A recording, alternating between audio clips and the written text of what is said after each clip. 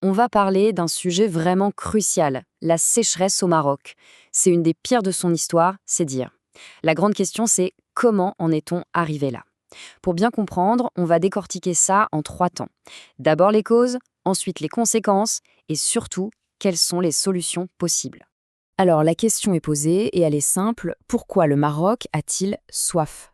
La réponse facile, ce serait de dire il ne pleut pas. Mais c'est un peu court, non? Pour vraiment piger le truc, il faut creuser, regarder les données de plus près. Et c'est exactement ce qu'on va faire.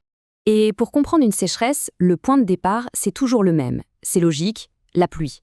Ou plutôt, le manque de pluie. C'est vraiment la donnée de base. On va donc regarder ça de plus près, analyser ce déficit pour prendre la mesure de la situation. Parce qu'attention, on ne parle pas juste d'un été un peu sec. Pas du tout. C'est une vraie tendance de fond, quelque chose qui s'installe depuis plusieurs années.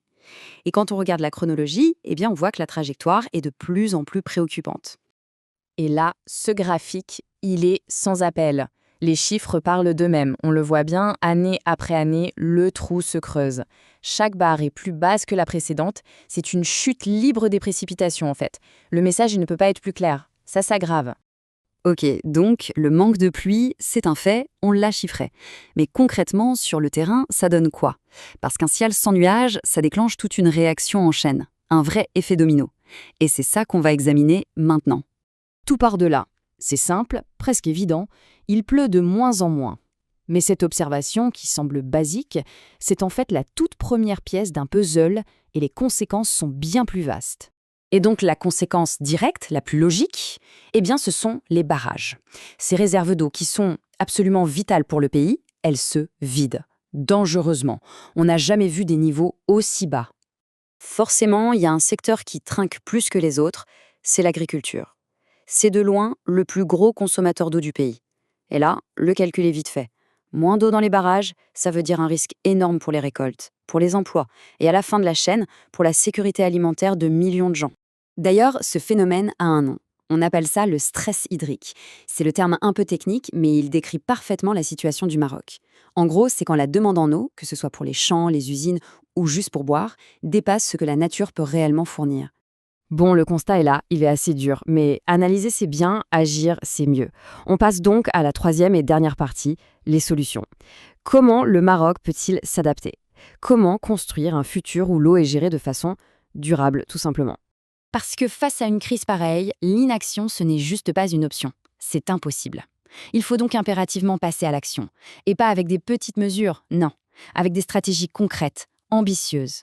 Et la réponse, elle semble se dessiner autour de 3 grands axes.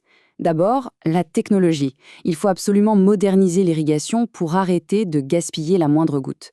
Ensuite, ce qu'on pourrait appeler l'économie circulaire de l'eau. Traiter les eaux usées et les réutiliser.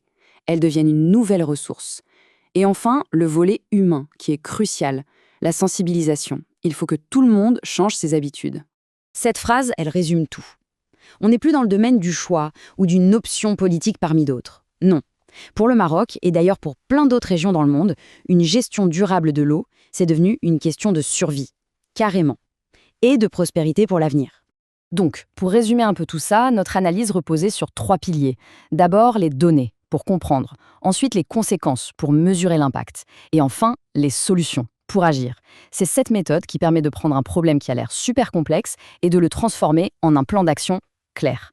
Et on va terminer là-dessus avec une question un peu ouverte. Est-ce que le Maroc, en mettant en place toutes ces stratégies innovantes, pourrait finalement passer du statut de victime du climat à celui de modèle, devenir un genre de laboratoire de la résilience hydrique, un exemple dont d'autres pays pourraient s'inspirer? C'est une vraie question, et c'est l'avenir qui nous le dira.